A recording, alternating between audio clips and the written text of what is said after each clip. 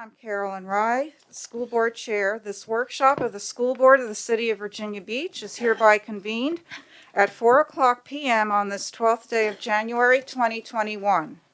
Pursuant to the state of emergency related to the COVID-19 pandemic, the governor's executive orders, the Virginia Freedom of Information Act as amended by the Virginia General Assembly, and the school board's April 7th, 2020 emergency resolution, the school board and selected staff members will meet in person at the school admin building.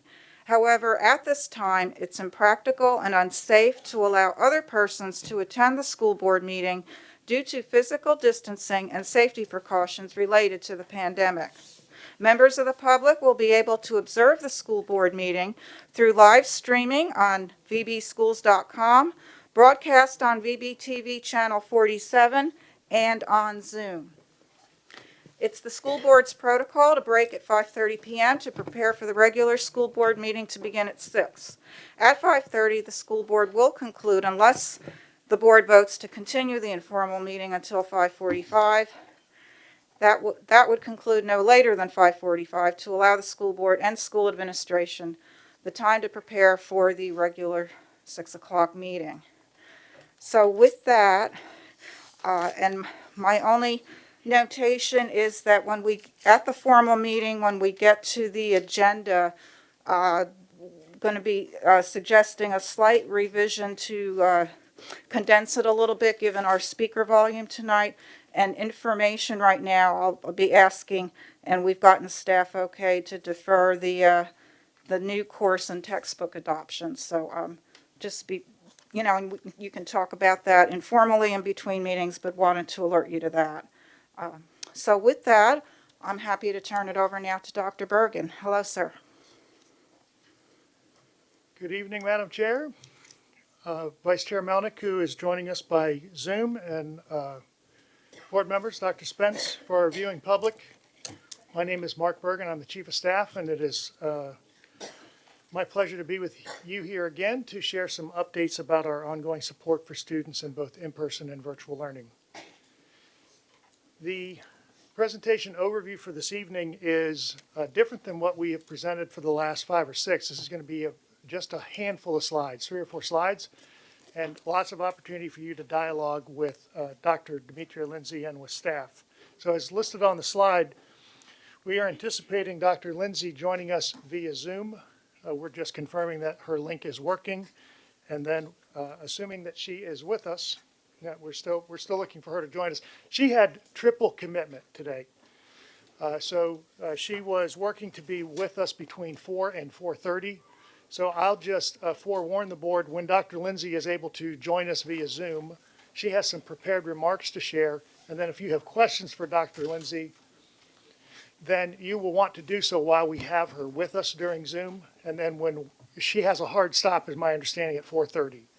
When Dr. Lindsay is finished with her remarks and engaging with the board at approximately 4:30, as indicated on the slide, we'll then have the administration speak some more with you about some concerns that we have regarding contact tracing. Also, as indicated on the slide, an adjustment to the timeline for the phased return of students to in-person learning, as Dr. Spence has already alerted you. And then we have a vaccination update from Mr. Freeman, our Chief Operations Officer, before having most of our workshop dedicated to Q&A. So without further ado, for about the next 30 minutes, we're going to turn the presentation over to Dr. Lindsay.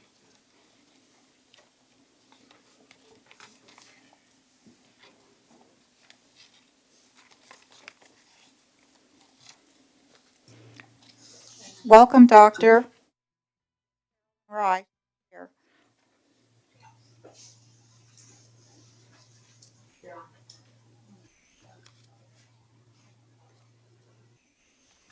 Good everyone. Thank you for the invitation to speak here on January 12th, 2021, before the school board and also Superintendent Spence and parents and the general public. As you're aware, due to several other speaking commitments during this time frame, my time is limited, but I did want to take this opportunity to speak and clarify the views from a public health perspective. As background to my comments, I would like to start with an update to the board and the public on COVID-19 disease activity in our region and the city. The city of Virginia Beach is experiencing substantial levels of community transmission with a surge throughout most of the eastern region and much of the state of Virginia. This activity continues to be associated with apparent lack of adherence to prevention strategies, particularly with increased socialization in general and family gatherings during the holidays. In-person learning began for Virginia Beach City Public Schools on September 29th. For the month of September, cases for the city had only numbered 869, with 6.4% or 56 of those cases in persons less than 18 years of age. For the month of October, cases numbered 1,364, with under 18-year-olds being 7.4% or 101 cases. On November 17th, in-person instruction reverted to virtual. For the month of November, cases had increased to 33,118, with 8.5% under 18 years of age. And for December, the total was 5,933 cases and 10.4 in the under 18 age group. The impact of exposure from cases among students and staff during surge will be significant regardless of where infection is acquired. As I have stated once before during this pandemic, during our surge in July 2020, we are moving in the wrong direction. Our current momentum has exceeded trends in July and continues to rise with each day, challenging to eclipse prior records. The 7-day average at the peak of the summer surge on July 28 was 146 cases. As of January 10th, the 7-day average is 375 cases, a 157% increase. That said, we are now in a position to see relief in the distant horizon with highly effective and safe vaccines. Our challenge as a community is in having the patience and perseverance in our mitigation efforts to suppress transmission rates and blunt the impact of this pandemic until we can reach sufficient vaccination levels of the population to achieve effective herd immunity in our community. Throughout Virginia and in Hampton Roads, African American and Hispanic populations have been disproportionately affected by disease rates and by adverse outcomes of COVID-19, including hospitalizations and deaths. Not only are minority populations experiencing higher rates of chronic diseases that place them at greater risk of complications from COVID-19, they are also disproportionately represented in essential public-facing occupations that inherently require greater risks of exposure to COVID-19. Overrepresented among low-income families, they also incur higher rates of social needs that impact health or social determinants, such as lack of access to basic health care, nutrition, and transportation. Minority students represent 52.1% of Virginia Beach City Public School population. Many VBCPS families, particularly minority children, also face challenges of household members in high-risk categories, with multi-generational families, grandparents as caregivers, crowded households. These families are faced with the difficult choice of deciding between understanding the risk of returning their children to school versus the challenges of enduring parity of access to virtual education. Towards the end of the in-school session in Virginia Beach City Public Schools, as community transmission levels began to rise, the Public Health Department's epidemiological team was seeing increasing numbers of COVID-19 cases in schools, with a greater proportion in higher grade levels, middle and high school. While there was limited evidence of in-school transmission, a retrospective review of data, including the school dashboard, revealed multiple cases in a given setting for a short period of time, over a short period of time, that may not have been reported in a way to permit our EPI team to pick up on patterns and potential clusters. The increasing number of cases and time-sensitive nature of contact tracing required was beginning to stress public health and student health services capacity to effectively respond. Even now, though school is not in session, we are conducting contact investigations related to exposures associated with sports tryouts and practice. The continued rise in community transmission raises further concern regarding public health capacity and student health service capacity to effectively assess and manage infectious disease concerns in schools. Regarding the children of Virginia Beach, the Virginia Beach Department of Public Health and the Virginia Department of Health place great value in the education of our children and in the importance of in-person learning in an environment that is safe for children, staff, and families. The decision surrounding a return to in-person learning for students is a challenging one. We appreciate the tremendous sense of responsibility and commitment of all: the superintendent, school boards, parents, school staff, students, advisors, and the public. We recognize the need to balance learning, physical, emotional, and mental health, and safety for children, staff, and families. Our input is offered with respect for the perspective of these various roles, which each contribute to the overall mission. Public health serves in an advisory capacity to Virginia Beach City Public Schools regarding matters of public health concern, or in this case, major public health threat. Final decisions rest with Virginia Beach City Public Schools. However, it is a role that we take seriously and with great sense of responsibility. I would also add respect and humility for what is known and unknown in this uncharted territory we find ourselves navigating.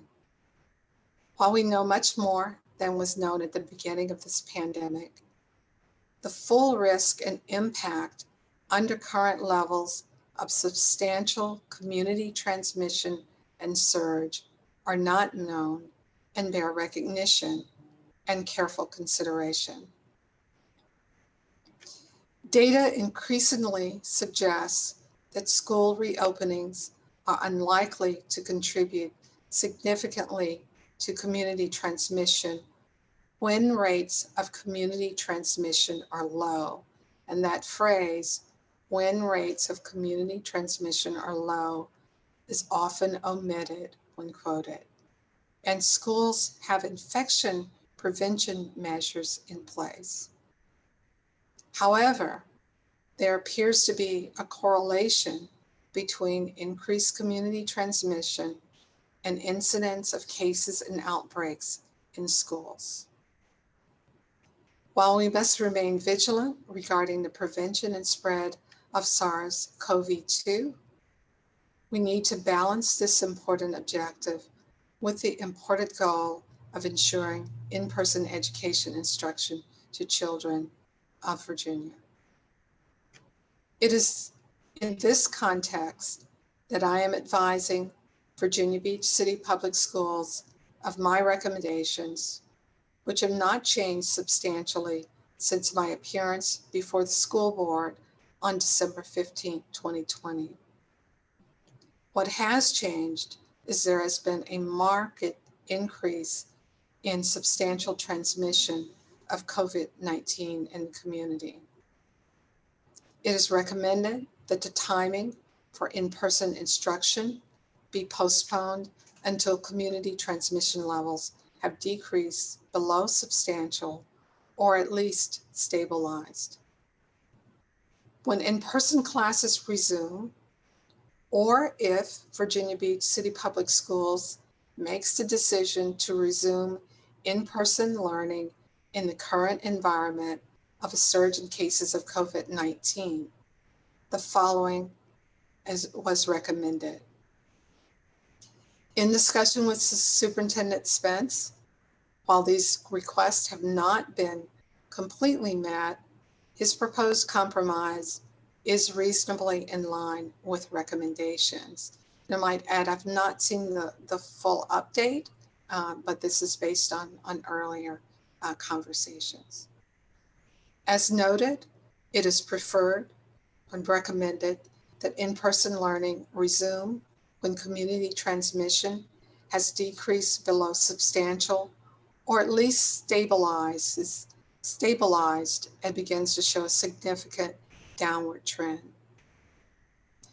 When in-person instruction resumes, allow a 3 to 4 week period, a minimum of 2 weeks, before transitioning to the next phase of opening to permit adequate time for the impact of each stage to evolve and to be assessed by student health services and public health officials.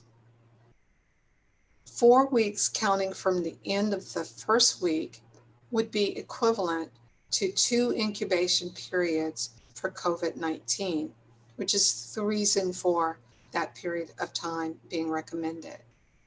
Virginia Beach City Public Schools' current proposal provides the minimum 2 weeks or 1 incubation period, which may have changed since I wrote this recommendation. We had some concern with the consolidation of larger groups into single phases of transition. For example, all elementary school students were proposed to transition at once, along with 6th and 9th graders. And there was also no pause to assess impact between this group and the first priority group of learning disabled and English learner students. Of note, we agree with instruction of students with disabilities and English learners being first priority. Also, it is noted that elementary school children are deemed as lower risk of transmission of disease and of acquiring infection.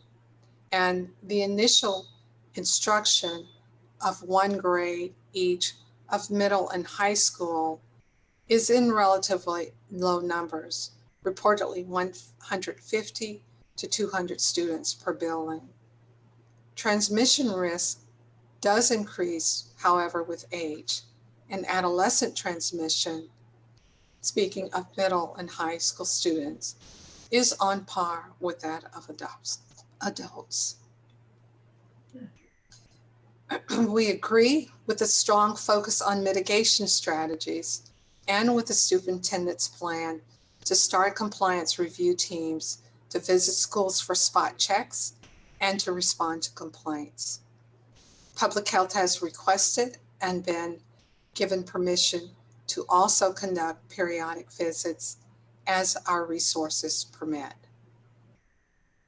Virginia Beach City Public School has indicated that it no longer use its indicators developed by its advisory committee for decision-making regarding school reopening and closures.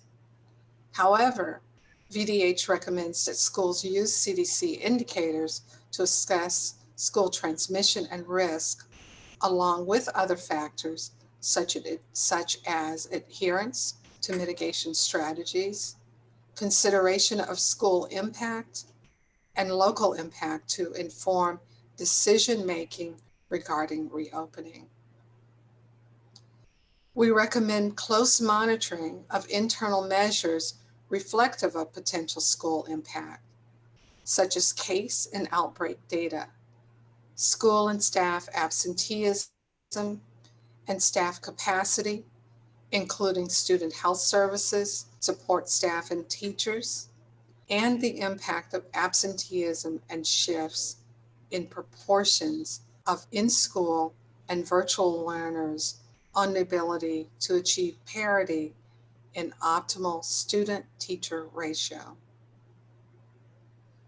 However, case investigation and contact tracing remain a major means of reducing potential transmission in schools. The ability to carry out this function efficiently is dependent upon capacity of schools and public health. In the current surge environment, with simultaneous utilization of any available reserve staff for outbreak response in high risk, high mortality settings, such as long-term care, and with the expansion of vaccination efforts, capacity for these activities by public health is significantly strained. Proposed augmentation of school resources in this area do not relieve public health of its role and needed interventions. If a full investigation of cases and contacts is to occur, Virginia Beach City Public Schools should be aware that it is needed interventions if a full investigation of cases and contacts is to occur. Virginia Beach City Public Schools should be aware that current resources will not permit optimum performance for case investigation and contact tracing in schools if in-person learning is resumed at this time. Lastly, I have been asked to comment on the potential impact of vaccination of school staff on timing for safe in-person learning. The state of Virginia has chosen to include teachers and direct staff into the 1B priority group of essential workers for vaccination. Clinical trials demonstrating significant effectiveness for the individual require 2 doses of vaccine administered 21 and 28 days apart for Pfizer and Moderna vaccines, respectively. Therefore, individual protection should not be assumed until adequate time for an immune response after the second dose. Also, vaccination status will not eliminate the need for other mitigation strategies, including quarantine of exposed individuals necessary for disease control. Our focus as a state is on achieving vaccination in significant proportion of the population to achieve herd immunity. At that point, we can assure that we have the opportunity for everyone to be safe. Thank you for the opportunity to partner with Virginia Beach City Public Schools in support of the children of Virginia Beach. Once the decision is made, we will work to support that mission to the extent possible. Thank you. Thank you, Dr. Lindsay. Carolyn Rye.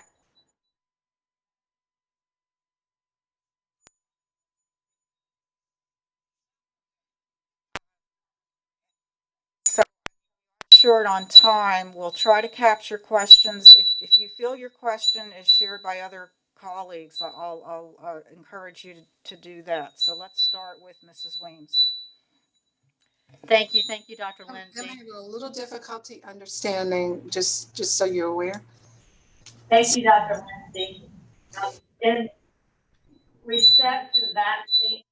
Who is in charge of vaccine distribution? I heard that Chesapeake schools got 1,400 today. That's the first part. Secondly, if it takes 28 days for some vaccines from the first to the second, when will these vaccines be available to our staff and our employees? Because then you're still talking about once they get here and then out a month. So who's in charge of distribution so that our school employees can get them, and when will that start? So I understand you may have a presentation later going into this in more detail, but public health is responsible for distribution to the schools. School staff fall into the 1B group. We're currently vaccinating 1As in Virginia Beach, and we hope to wrap that up within the next 1 to 2 weeks. And we are working with Virginia Beach Public School Student Health to vaccination of the school staff. We'll start with vaccination of school nurses, and school nurses will be a part of the vaccination program to vaccinate the rest of the staff. Under the prioritization, which is our first approach in planning, the school staff fall into the third group. We do use that for planning. We do have some flexibility. However, as I look to vaccinating that entire group within 1B, I will remind you that we have a number of groups that have significant morbidity and mortality, and we have to factor that in as we approach them. But I anticipate that we will move fairly quickly through school health. I'm saying that because there's not a plan to move school up to the top of the 1B priority. We will take them as is recommended by the state. Thank you. Thank you. Dr. Lindsay, you referenced transmission levels regarding substantial transmission levels. I'm not familiar with those metrics. Where do we find out if we're in substantial rate right now? I'm not familiar with those metrics. You can look at all of the data on transmission and throughout the state at the VDH website, and I'll be happy to send that reference out to you. But you can also go to www.vdh.virginia.gov and go from there to /coronavirus, and you should be able to see it. But I will we'll send you a direct link. Okay, thank you. And then one other question. So the medical panel that's been advising us and that gave us some significant information over the last couple of weeks, you state in your presentation today that there's a correlation between increased community transmission and outbreaks in schools. However, the medical panel that has presented to us, as well as a vast number of physicians, have emailed us stating that new evidence indicates that that's not the case, and in some instances, kids being in school could actually improve community transmission levels because they're in a safer environment with controlled masking and mitigation measures. So that was the stance by many of the physicians advising the board, and I would just like to know the difference between your viewpoint on that and theirs. I cannot speak for, and I'm sorry I didn't hear exactly all of your comment. I cannot speak for someone else. What I can tell you is that I would agree that the rate of the risk of transmission of disease or acquiring disease is relatively low in the younger population, but we do see an increasing risk as children get older. And as they get older, that risk starts approaching or is on par with that of adults. There's a lot of variation, I think, in studies that can be quoted, and some of them um, look do not necessarily take all factors into account. I would agree with your comment, if I heard it correctly, that the mitigation strategies do help improve that risk, which is why we are recommending a strong focus on those strategies and the compliance and monitoring that the superintendent is recommending. Lindsay, can we squeeze in one more quickly? We have Mrs. Melnick. Go ahead, Mrs. Melnick. I'm sorry, Do really we- have difficulty understanding. Oh, do we have Sorry. time to squeeze in one more quick member? It is past 4:30, but let's see how involved the question is, if we could. Mrs. Melnick? Yes, thank you. I think I really struggle with the fact that Chesapeake was able to vaccinate 1,400 teachers yesterday. I don't know how many they got through today, but considering we are the largest district in the Eastern region, and we have nearly 10,000 employees, and we would really like to get back to school, what can we do to ensure that teachers are prioritized in this next group? I would say that teachers are a priority in the next group. They may just not be at the top. We're not approaching it quite the same way. Each district has its own resources and challenges. I think we have a much larger provider group in Virginia Beach than you may be seeing in Chesapeake. Also, Chesapeake had substantial work or support by the hospital system in taking a lead and doing a large portion of the vaccination of their 1A group. We're working through that here effectively as a health department in partnership with EMS and our volunteer MRC team. And I think we're making great progress in approaching that. That said, we also are experiencing significant morbidity and mortality in other groups. And I have to take that into consideration in terms of how we prioritize groups and how we approach them. But I can assure you that we will be getting to the school staff quickly.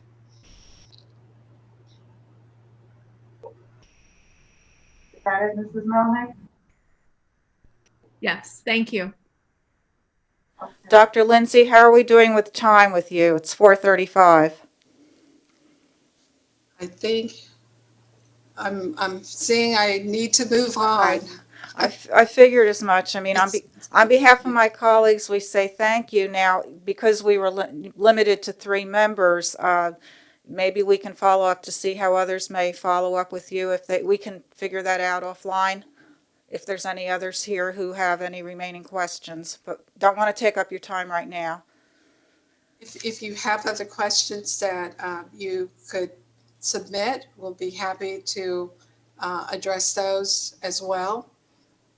I do apologize. I'm kind of doing a presentation marathon this afternoon. All right, colleagues, we thank you very much again. Thank you.